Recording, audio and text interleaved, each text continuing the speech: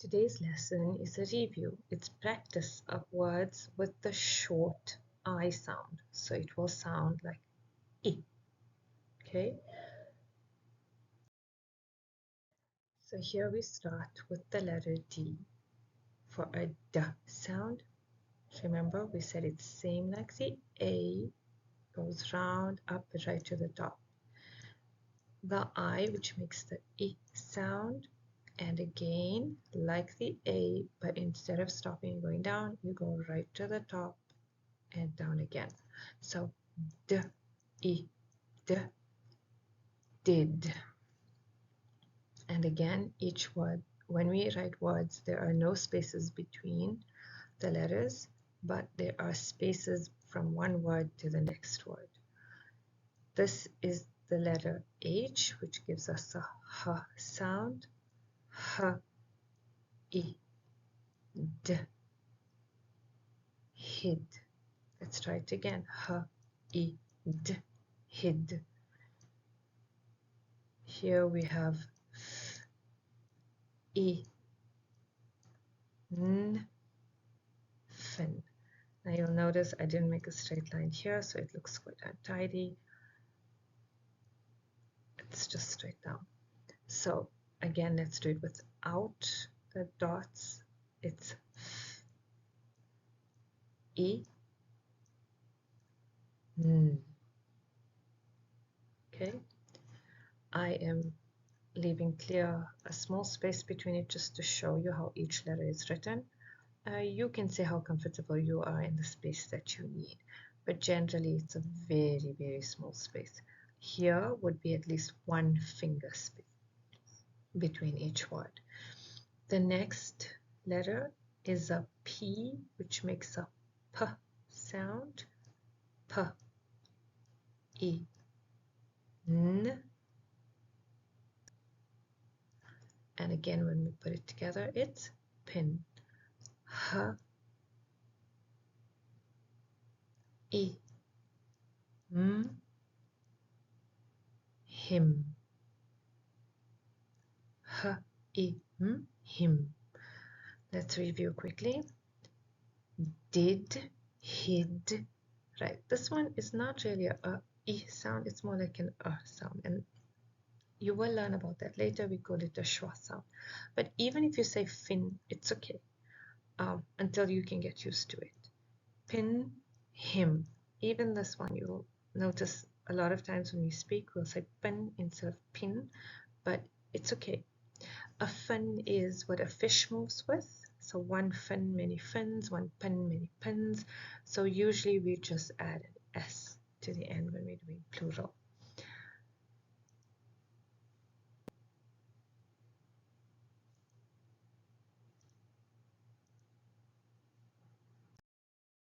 Now we'll practice sentences with the short I sound. So our first sentence, always remember sentences start with a capital letter, so that is an uppercase, so capital S. And we've learned the A sound already. N, we've been practicing a lot as we go through, and D we've done. So we can sound this out. S, A, N, D, send.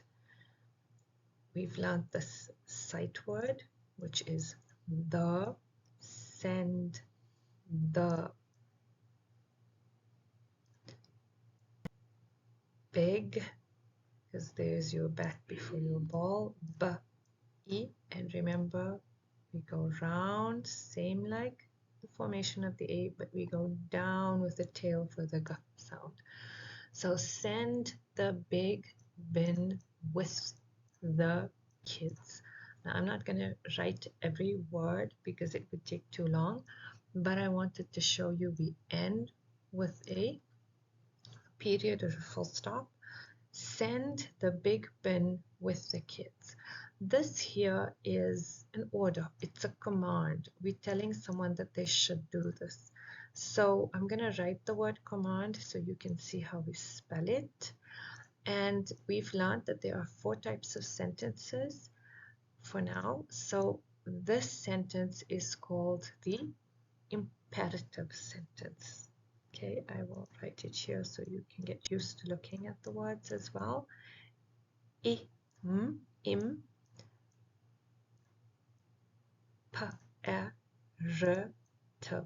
Imperative. Okay, so you can sound it out a little bit. Imperative. And that means it's a command. How do we know something is a command? It usually starts with a verb. So send the big pen with the kids. Give me the pen. Put the pot down. So these are all commands, okay? The next sentence is did you win? So capital D, I, and D for D, did. And we learned this sight word already. You. Did you win? Okay, the reason I'm doing this sentence is because it's quite short. Win. Did you win? And now we have a question mark because we're asking a question. Again, remember we learned that this is an interrogative sentence because it's a question. So even if you don't know yet what the word interrogative, how to read it, how to spell it, but as long as you understand it's a question, it's okay. We will practice, but the reason I'm writing it so you get used to hearing these words and saying these words. Okay, so an interrogative sentence is the same thing as a question. And usually the end mark for a question is very distinctive and different, and you can see it here as I've written it. Okay, that's a question mark. The next sentence is yes, and there's a comma. Remember, we told you if you're answering something and there's yes or no, and there's a comma, it means you pause. So your comma again, a small circular motion with a tail. Yes. And remember the letter I, when we're talking about ourselves, I am big, I am special, I did it. Yes, I did it. So someone was very proud when they asked them, did you win? And they replied, yes, I did it. And so they put an exclamation mark. An exclamation mark is a straight line and a dot. So straight line and a dot. And that is called an exclamation mark. So I'm going to write the word exclamation here. And when it has an exclamation at the end of it, we call it an exclamatory sentence. So exclamation. I'm just writing the word exclamation for now. And as we go on later through our lessons, we learn about exclamatory sentences. So this is an exclamation mark. And you will always find it to show strong emotions like, oh, wow, you got that right. Amazing. I love that. It's so good.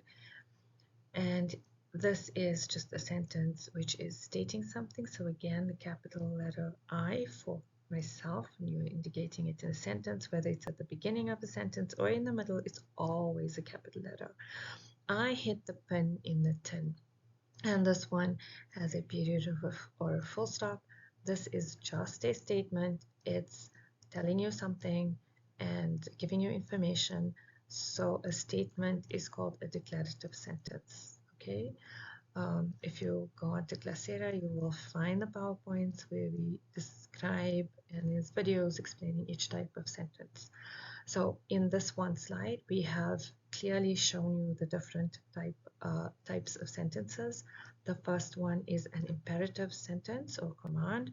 The second one is an interrogative sentence, which is a question.